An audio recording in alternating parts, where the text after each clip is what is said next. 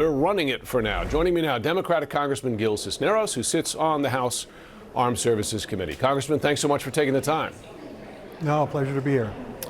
You specifically used the word kidnapping to describe the administration's actions regarding Maduro and his wife. What kind of precedent did this operation set for the U.S.? Well, this is unlike anything I think we've ever done before. Of course, Republicans are trying to tie this to Panama and Manuel Noriega, but to me, this is a totally different situation. Maduro is a bad guy.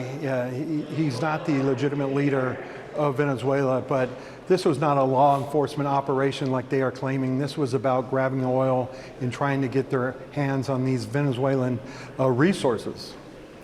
The plan going forward seems to be to apply pressure to Maduro's former vice president, now president, and the rest of the regime, which remains, by the way, including the military, as Senator Graham said, put on notice the government. Is that a workable plan to achieve the administration's aims here? I don't think the administration really has a plan or really kind of thought this through.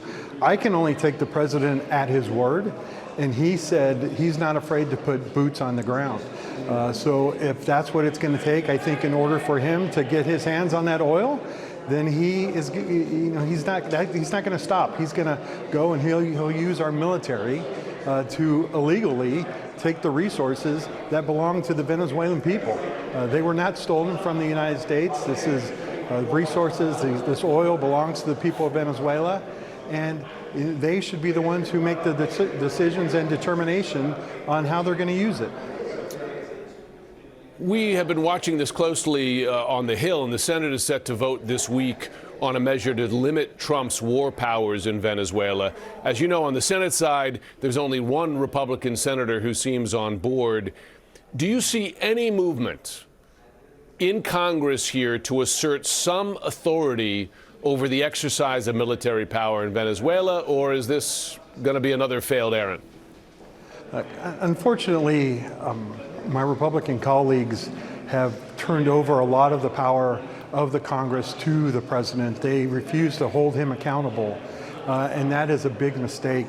And they've empowered him to go out and do what he wants, whatever he wants, whether it's raising tariffs, whether it's invading countries. It is not supposed to be that way, right? We are an equal branch of government, and we need to enforce our legitimacy of that's given to us by the Constitution. We are the only branch that can declare war. We are the only branch that can authorize military use. And none of that was done in this situation. And I don't think the president will he's not going to change the way he acts into the future. If he wants to use the military, he's going to act again without asking Congress, and that, unfortunately, is not the way that's supposed to be done. But until my Republican colleagues stand up and really kind of exert their power under the Constitution, nothing's really going to change. You're a former Pentagon official. You're also a veteran. There were legal questions about the deadly boat strikes, particularly the double tap strike, in and around Venezuela prior to this. Now there are legal questions about this operation. Are you concerned that members of the U.S. military are being put in a position where they feel pressure to obey illegal orders? Most definitely. When you're in the military, right, you're given an order and pretty much you're going to carry it out. You just kind of take and you assume that order given to you by your commander that's coming down from the Secretary of Defense or the President, that it is legitimate and it is a lawful order. But I do feel, and I've, when the Admiral came and talked to us about those boat strikes, right, I kind of got the sense that he was put in a predicament of really, not knowing how to act, right? I think he kind of took those orders as they were the orders that were given to him, and he carried them out.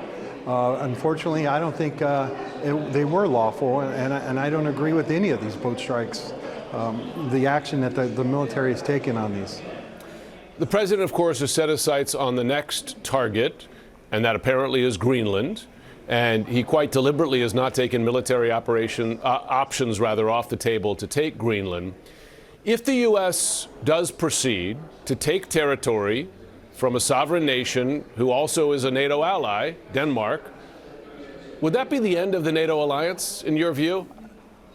You know, it would be, and I think it would be the end of our Constitution, right? I think the fact that a president would go and commit an act of war by doing that and taking over, Greenland, who is an ally? It would, they wouldn't have. If I was a NATO ally, I would not have confidence in us in the United States if we went and did that action, and it's unfortunate that a president is even kind of talking about that. We are supposed to be there to support our allies, to defend them when they need us to, and as they agreed to do the same for us.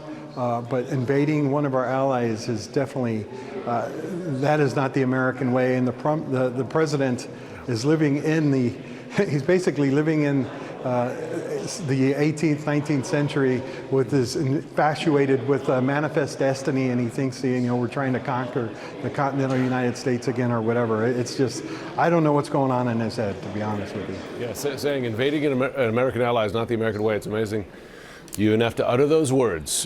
Congressman Cisneros, thanks so much for joining. Thank you.